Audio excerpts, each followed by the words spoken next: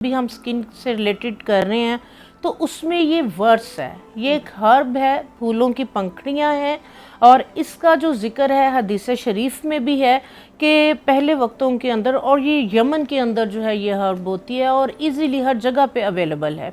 ये छाइयों को ख़त्म करने के लिए, स्किन के अंदर आपकी इन्फ्लेमेशन है, एक्नी है, फ्रैकल्स हो रही हैं, किसी भी तरह के आपके प्रॉब्लम इशू आ रहे हैं, तो ये वर्स जो है वो बेहतरीन हर्ब है इस मौसम के लिए। इसको यूज़ करने का जो तरीक़ाकार है वो बेहतरीन है कि आप क्या करें, 100 ml जैतून का तेल ले लें और उसके अंदर जितना जैतून का तेल है उससे आधा आप जो है ये वर्स जो है फूल की पंखुड़ियाँ आप ये हर्ब उसके अंदर डाल दें। 4-5 दिन के लिए जो है वो उसको एयर टाइट रखें, धूप में नहीं रखना, रोशनी में नहीं रखना। कोशिश करें कि ब्राउन वाला जो कंटेनर होता है या ब्लू वाला कंटेनर होता है शीशे का, उसके अंदर आप इसको बना के रखें। 8 दिन के बाद ये आपका बेहतरीन जो है वो एंटी टैन जो है वो आपका फेस सीरम रेडी होगा।